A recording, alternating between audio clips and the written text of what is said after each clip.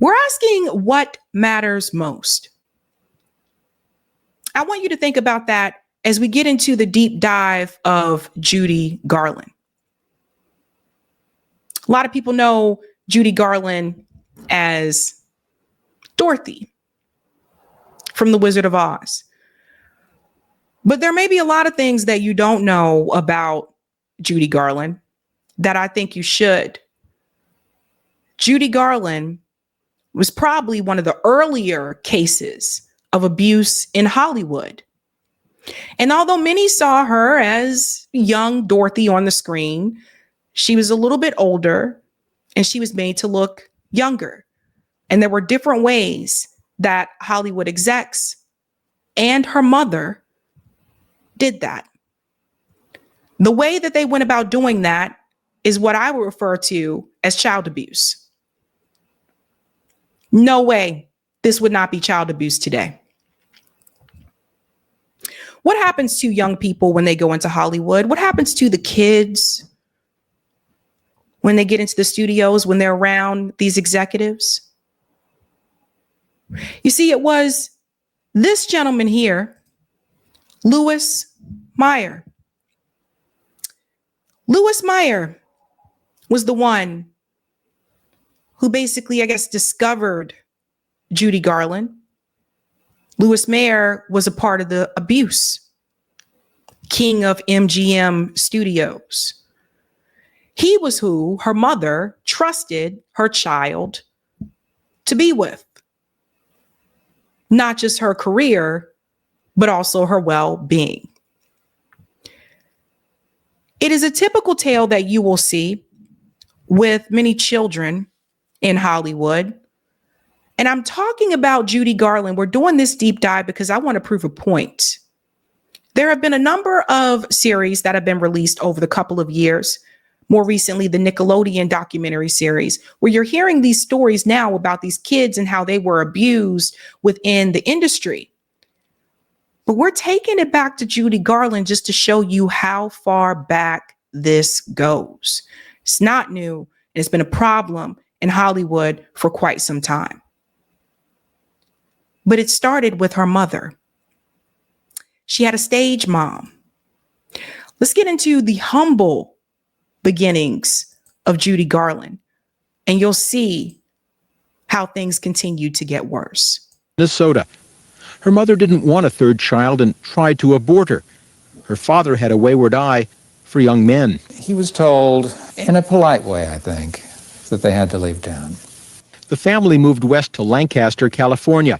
Her mother drove her, sometimes dragged her to every studio in nearby L.A.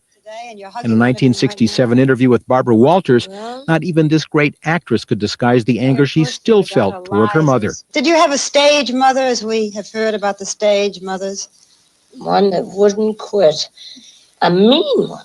She was very jealous because she had absolutely no talent. She would sort of stand in the wings when I was a little girl, and if I didn't feel good, if I was sick to my tummy, she'd say, "You get out and sing, or I'll wrap you around the bedpost and break you off short." Judy Garland there speaking about her mother, who was a stage mom. If you guys aren't familiar, stage moms can be very demanding. Some people call them momagers as well. She had one of those. Like I said, it began at home. So if you're abusing your child, you're not really going to turn something into an issue if Hollywood is abusing your child. I want you to take a look at Judy Garland's face in this interview. This is important because although Judy Garland looks older, she wasn't.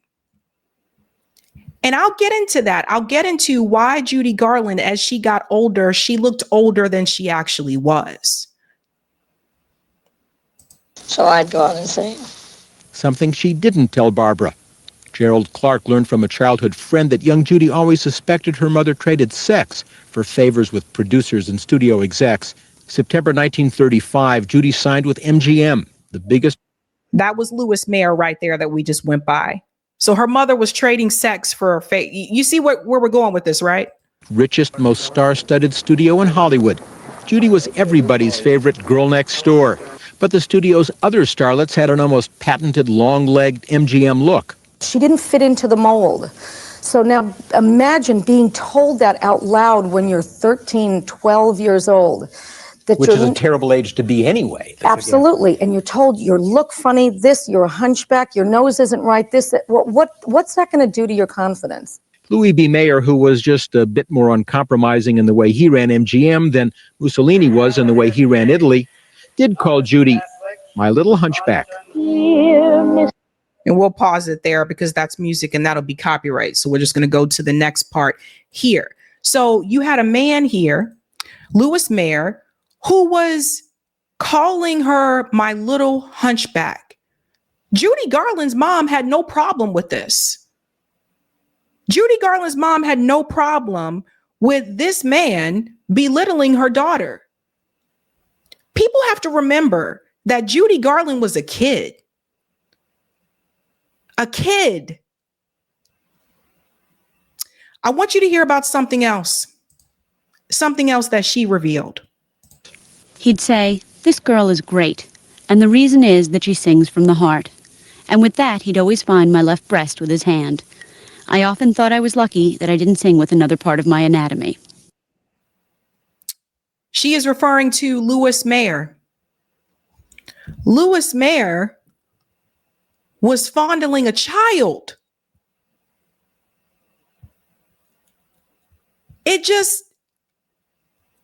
Judy Garland wasn't 18, 19 years old. It should have been fondling anyone regardless of their age.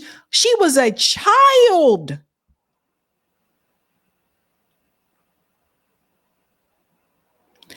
Hollywood's best kept secret. It took for Judy Garland to come forward about this years later as an adult because Hollywood didn't want to deal with it. They didn't want to talk about it.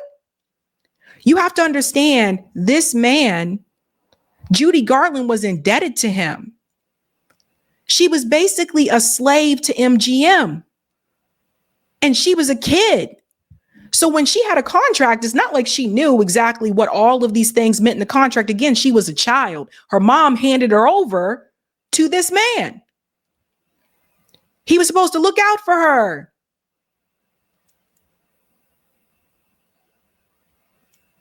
People ask what happens to these child stars when they become adults? Why are these people on drugs? You look at the cast members of Different Strokes. People are like, what happened to all of them? Why are they all on drugs? What happened to all these people? What happened to them as children? And somehow this was acceptable. There's more that we'll go into. And though part of And that's the singing part. So we'll just go ahead and jump to the next part here. This part. Something else happened to Judy Garland as she got older. Her first marriage. Judy Garland got married. Despite all this craziness, which we'll get into more, she got married and she got pregnant as a married woman. And apparently MGM Studios had a problem with that. Again, she was a married woman, but it wasn't just MGM. Her mother had a problem with that. Judy Garland's mother took her to get an abortion without her knowing what she was going to get. You hear me? Her mother took her to get an abortion without her knowing that's what she was going to get. Listen to it in her own words. composer David Rose. Troubled from the start, the marriage was doomed when Judy got pregnant. She wanted a baby, but a pregnancy would have cost MGM millions. The studio convinced her husband and, of course, her mom. Though written in the third person, these are Judy Garland's words. "Where are we going?" "Never mind," said Mother, "you'll see." They drove for about a half hour and pulled up in front of a dreary little establishment outside of town. Her mother took Judy by the hand, led her inside to a shabby little office. In a few minutes, David, her mother, and MGM were satisfied. How cruel and cold could you be? Judy Garland wanted to keep that baby, but her mom and Louis Mayer of MGM didn't want her to have it. She was a slave to MGM Studios. When I was younger, one of my favorite artists, Prince, I called him the purple one, the great purple one. Prince decided to change his name. And at the time, I didn't really understand it. Changed his name from Prince to like this little weird, funky symbol. Later on, I understood what that was all about. Prince felt like he was a slave to the record company. He changed his name to get out of his contract. This is actually pretty smart when you think about it. This has been going on for years, folks. I want to tell you about some of the other things that happened to Judy Garland, again, when she was a child, just a child. Judy Garland filmed The Wizard of Oz under grueling conditions. So you got to remember, what you see on the screen is not always what's happening off the screen. Leading up to the making of the 1939 classic was a far more treacherous landscape for the teenager to navigate than the fictional perils of Oz. Garland endured excruciating long work hours and a studio system that turned a blind eye to, and in fact often encouraged, the use of substances such as stimulants to keep performers working and sleeping pills to ensure they would be able to rest.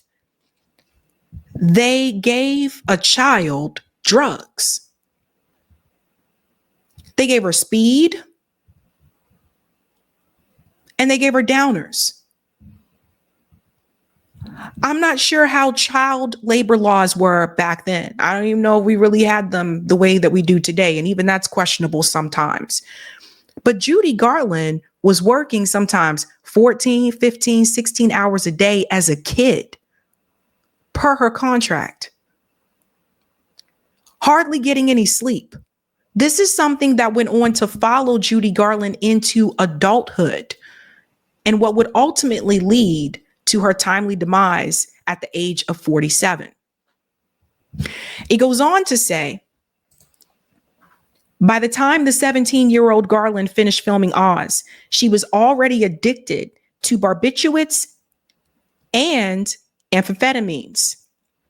Her use of the drugs had started before the actor slipped into those ruby slippers, in part due to studio bosses who demanded she remain thin and energetic enough to cope with arduous days of filming. Her substance abuse continued for years and ultimately claimed her life. Guess who was the first person to give her drugs? Her mother. Ethel was a frustrated vaudeville performer who put her daughters on stage as early as possible. Goes on to say here, according to Get Happy, The Life of Judy Garland, biographer Gerald Clark, Garland's mother, was the first to provide pills, both for energy and sleep, to her not yet 10-year-old daughter. That's child abuse.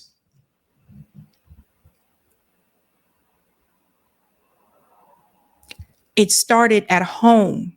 So when the parent doesn't care for the child, they would not expect a Hollywood executive to do so either. If Judy Garland were to go to her mom and to tell her, Mom, Louis Mayer touched me inappropriately, what do you think Judy Garland's mom would say? She'd probably tell her to get back out on the stage.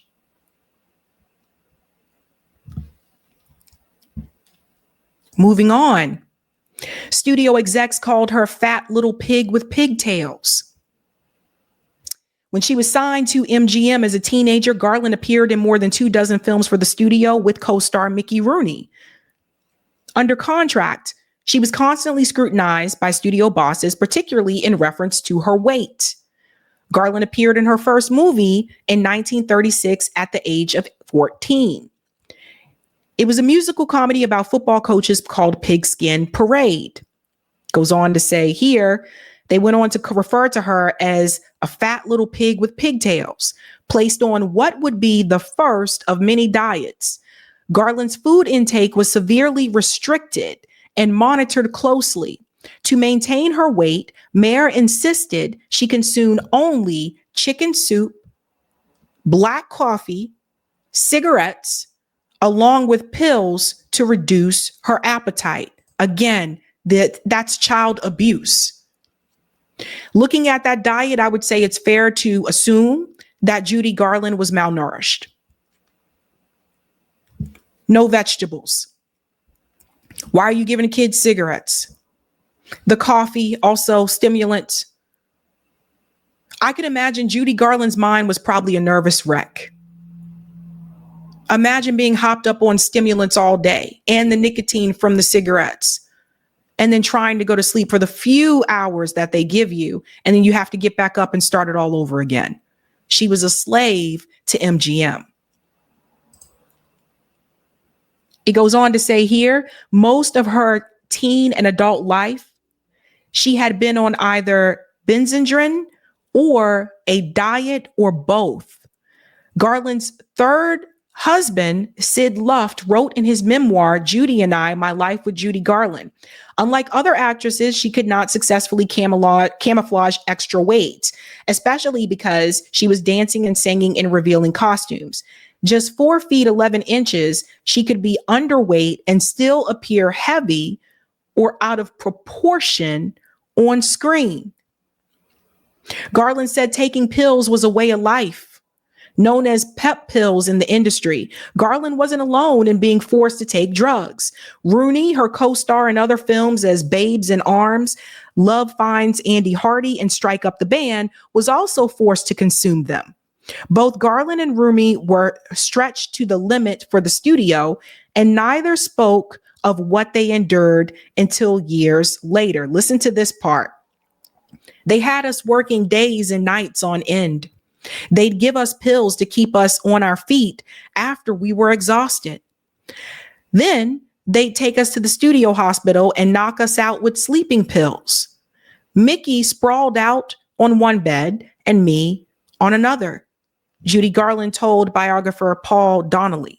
Then after 4 hours, they'd wake us up, give us pep pills again, so we could work 72 hours in a row.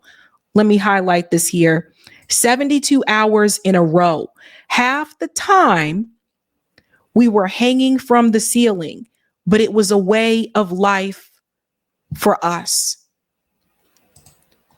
What happened to Judy Garland in the Hollywood entertainment industry is probably one of the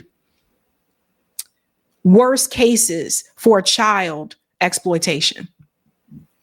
Imagine working 72 hours straight. We can get into payment as well. Believe it or not, Judy Garland wasn't paid what she should have been paid. This goes back to understanding contracts as well. Did you know that on The Wizard of Oz, Judy Garland was the second least paid actor?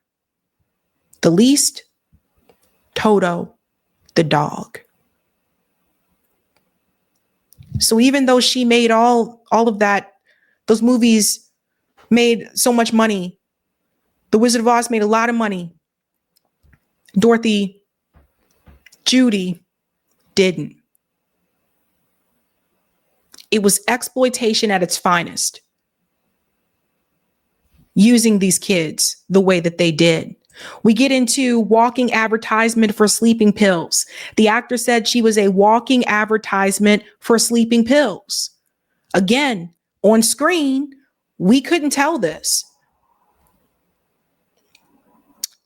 We couldn't tell. It says here, yo-yo dieting and reliance on pills was now so firmly established that Garland struggled with both, along with heavy alcohol consumption for the rest of her life. At times, I have been pretty much a walking advertisement for sleeping pills. Even though pills come on doctors' prescriptions, as mine did, they can be a tremendous strain on the nervous system.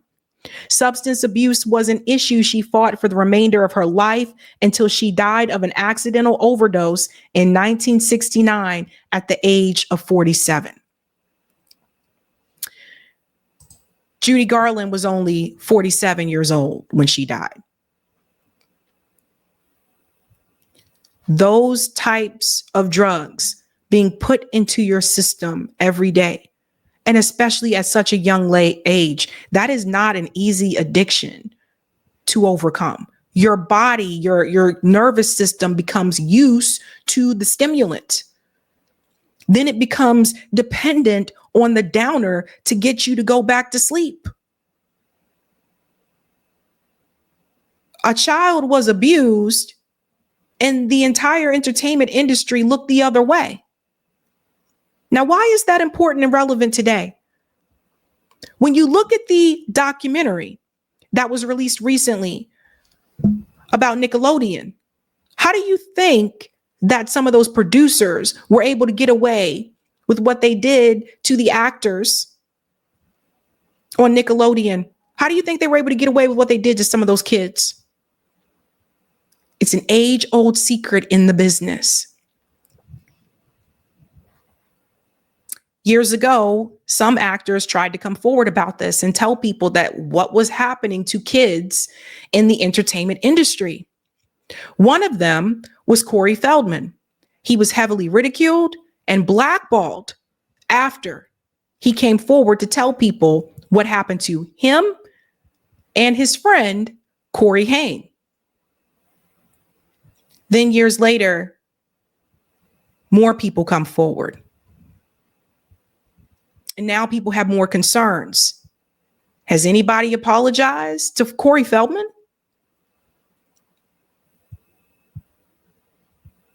Judy Garland died at the age of 47.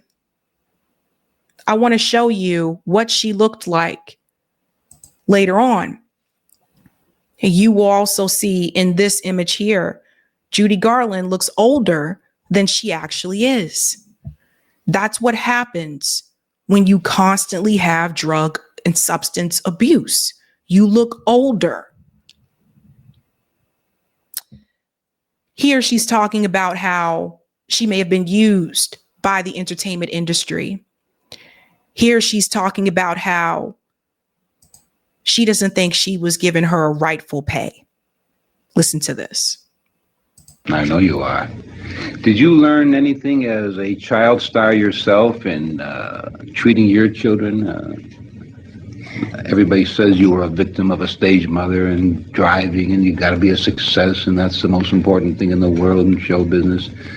I don't think I liked her well enough to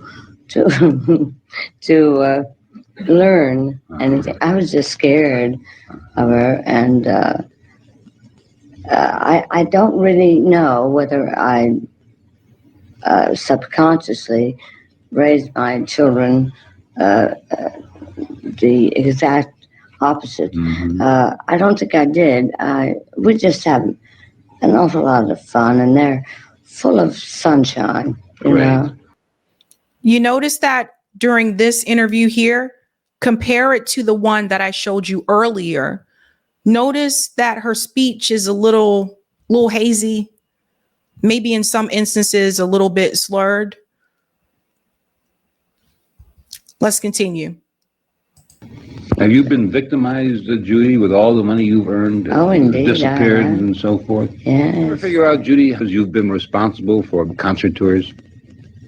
Well, I've never put it down on paper or anything, but it must be quite a lot. It must be way up in the millions.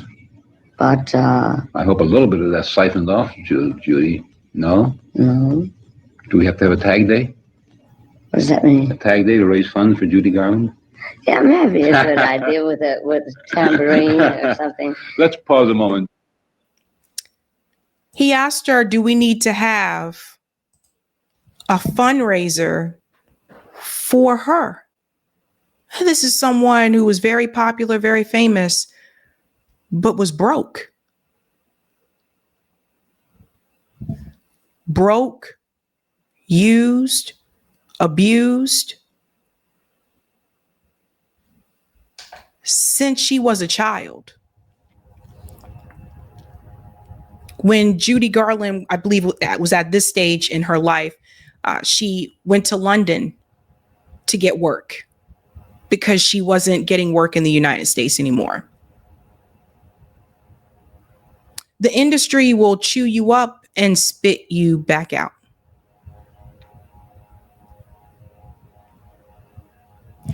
There is a documentary, a newer one, about Judy Garland, played by Renee Zellweger. It represents the last years of Judy Garland's life. So if you've seen the Judy Garland miniseries where it starts with her childhood, this is a different take. It's the end portion of her life.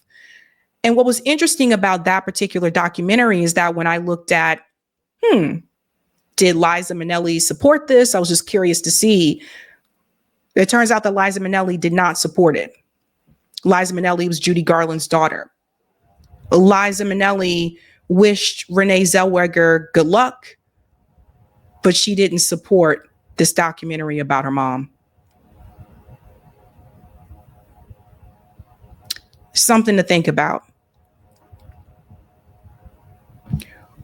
When you watch The Wizard of Oz,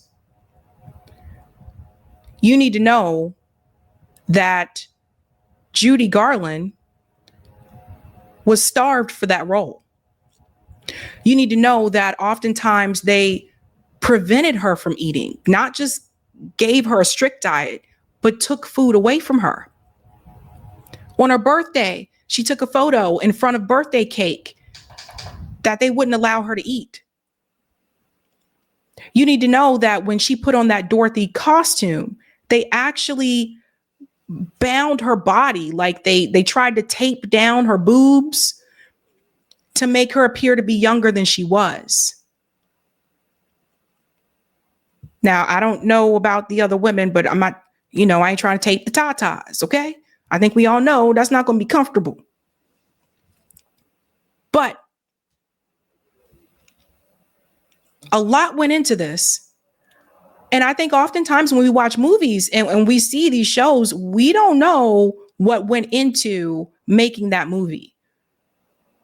Many people don't know that Judy Garland also said that she was sexually harassed by the actors that played the Munchkins on The Wizard of Oz. Again, she was a child. Nobody said anything. Nobody came to her defense. Who sits around and allows this to happen? And then you have the devil himself, the one who owns you, Louis Mayer, also fondling you, and you're a child. And people wonder why.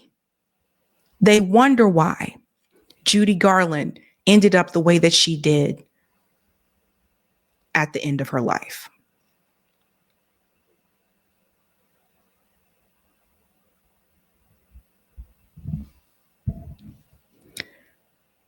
People need to be very protective over their children in the entertainment industry.